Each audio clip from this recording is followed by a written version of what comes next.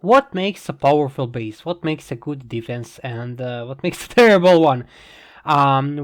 This video will cover, from low HQ bases to high HQ bases, but first, I want to show you examples of high HQ bases, because majority of my viewers play for quite a bit of time. Of course, there will be timestamps for everything that you can just go to the chapter that you're curious about. But let's go to the um, more complicated designs, right? And the reason why, for example, you can see a lot of examples, and this base, this is back-loaded or top-loaded, right? Basically, back of the base, or well, top of the base is loaded with the critical defenses. Basically, that's where your kill zone is, right? And the bottom, or well, the front, has a couple of trash buildings, mostly, well, not really trash buildings, but basically buildings that that just are there to kind of slow enemies down. And for example, one thing that you can see in all of these layouts, they are basically X-shaped or hourglass shaped. For example, you can see everything is just converging right in the middle. For example, you see this front, it's all like like a triangle, and here it kind of converges into this small part like a bottleneck, and then it expands further out, and that's for a good reason. That's so that when you are in the bottom, the idea is to make your squad spread out, making them less efficient, and then just force them to go to your traps that are set up. In this specific setup, I will show you. There is a very specific trap for this. Yeah, basically there you force them to go into your trap, and then again spread out by going into those defenses that are around here, and then pretty much be chipped down slowly. And the trap in this case is a swoop, that is Scourge for Decepticons, paired with Witchcomber, which is Deluge for Decepticons. And the way that they currently work is if they are popped at the same time, Swoop will start flying, and Beachcomber will apply his ability on Swoop, and Swoop will stun and hack all of the bots that are walking in the area, and that can be very dangerous. It can force a combiner drop if you're not careful. And I also have a combiner over here.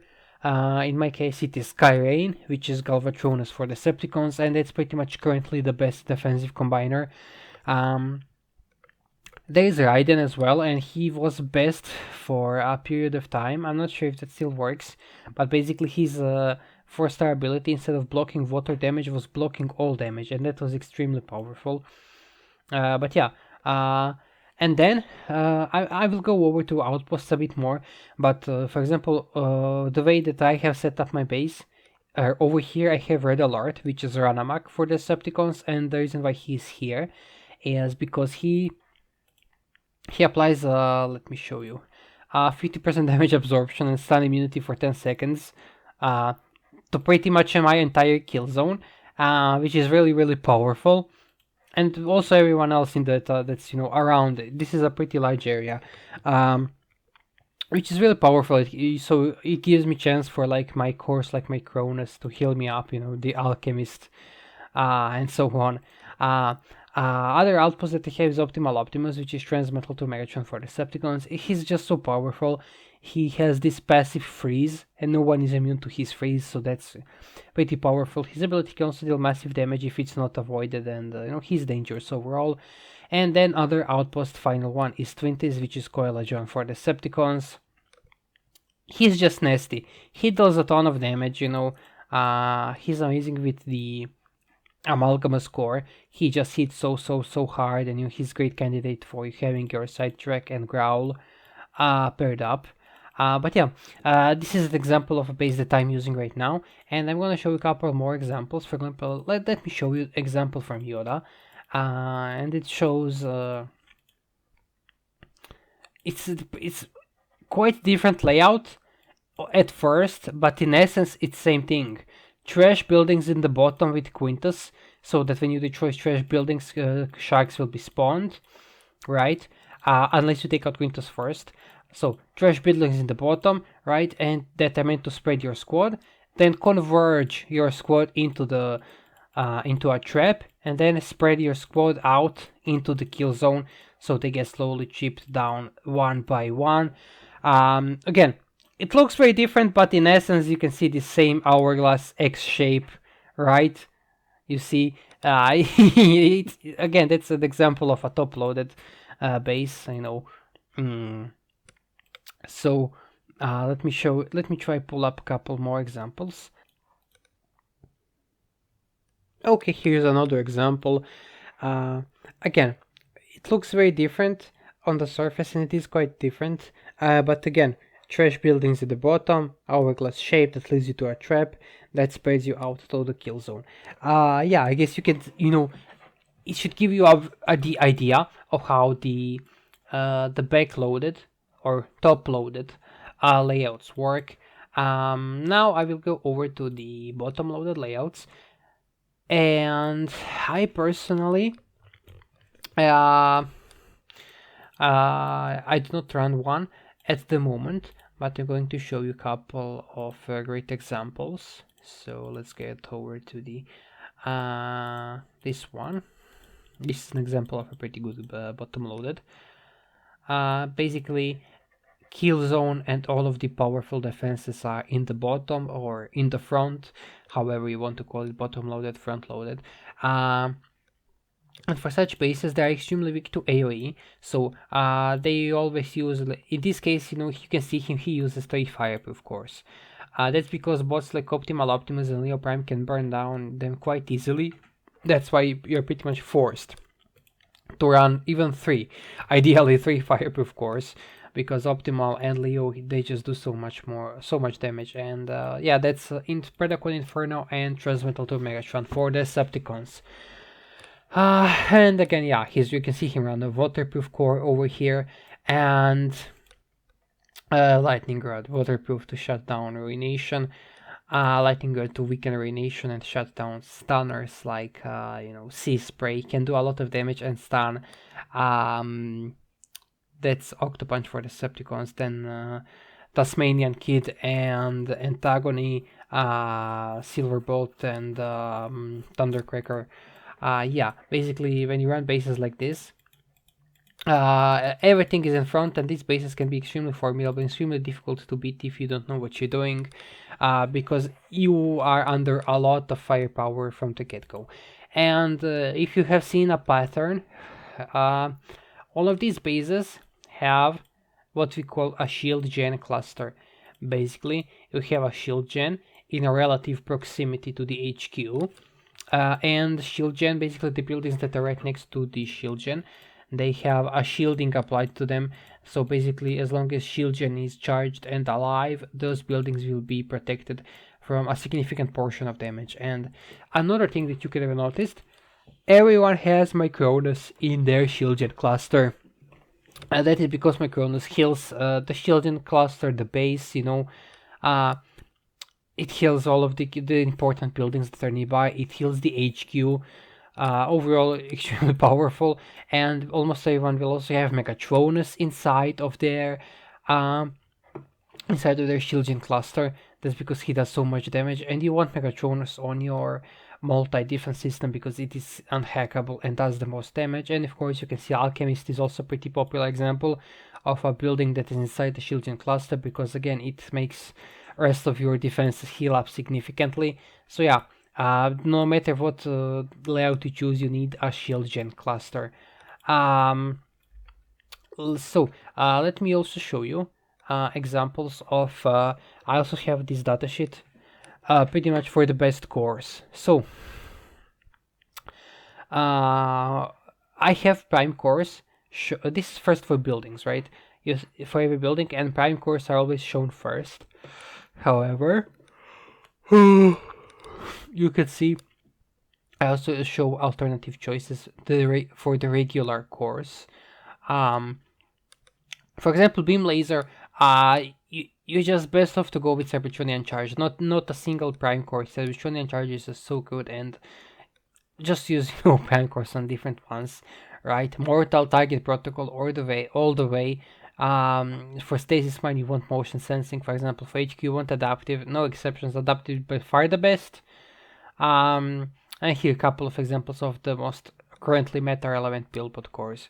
And that's per building, but if you have a prime core and you want to hear suggestions, I also say, for example, let's take Megatronus, right?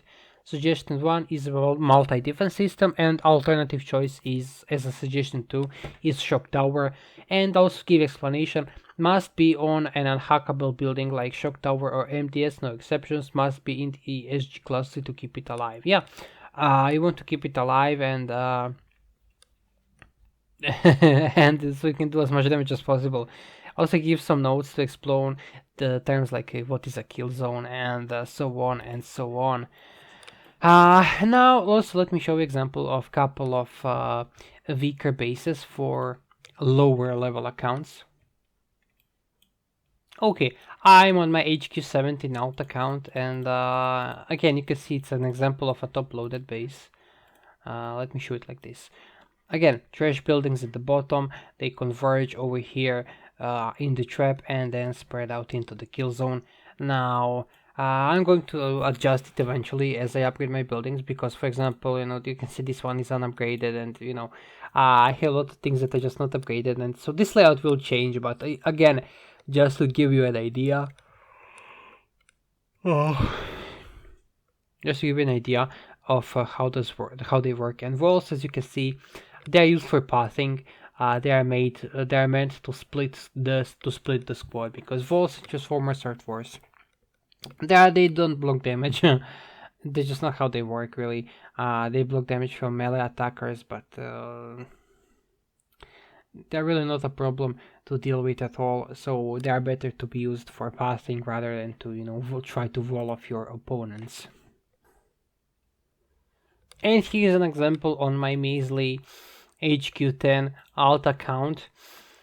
Again, you can see the same pattern, trash buildings in the bottom, kill zone in the back, and walls again meant for pathing. Now, early on, for early HQs, the base will change significantly. It will change a lot. Yeah, bases will change a lot, and there are some mistakes that people do. For example, let me show you some of the mistakes, especially new players.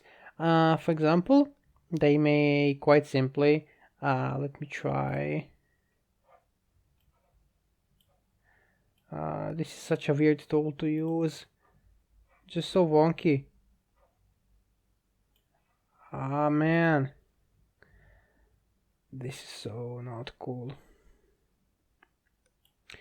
Okay, let's try to put them a little bit down. Okay, and let's do this like this. Yeah, so for example, what a lot of players tend to do is they just want to drop the kill zone there and leave their HQ unprotected. That's a problem because you can use bots like Cap and Dead End to just skip everything, and you can get your Cap and Dead End and they're gonna just kill everything. Yeah. So that's one mistake that you should never do. Another mistake, in a similar sense, is to build honeycombs. Okay, I only made 2 honeycombs, and I just don't want to waste my time on that because it's useless. Basically, they make honeycombs and protect each individual buildings, but that's pretty useless because there are many bots that do area damage. Like Optimal Optimus and Transmetal to Megatron, Leo Prime and Predacon Inferno, Tasmanian Kid and Antagony, Sea Spray and Octopunch. There are just so many. There's so many do it, and it's just not a good idea. And also there is Sludge, Staxus for Decepticons who can just nuke honeycombs. So don't do honeycombs. Don't leave your HQ unprotected. And of course, don't try to cluster buildings too much, because they will just be weak to to heavy damage. But you also don't want to spread your base out too much, because if base is spread out, then you can just use a Prime Rush strategy, right? Basically, you can use your Optimus Prime and Megatron to just skip just skip the base. So let me show you a couple of examples. Okay, for example, this is a base that is very clustered, so you can just nuke it, with the heavy damage dealing boss, like I said. Another example of a cluster base. Oh, this is a bit higher level, but again, Optimal Optimus nukes this part, it just nukes the entire thing pretty much. Yeah, this is pretty much example of base that HQ is basically unprotected, except for like one mortar and this, but it's basically unprotected. And on top of it, it is prime rushable. Basically, you can deploy like Optimus Prime here, and the rest of the squad you can just rush here, then rush here, and then rush to HQ and skip pretty much the entire layout. And this is a very spread out base, and this is another example of what not to do.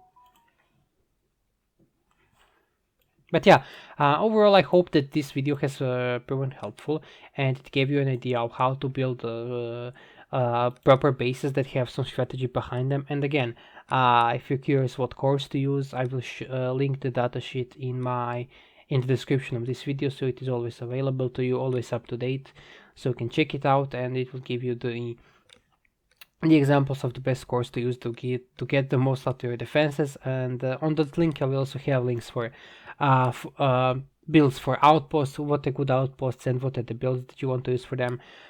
Everything is there, so feel free to check it out, check out the link. And yeah, that's pretty much it for this video, and see you in the next one.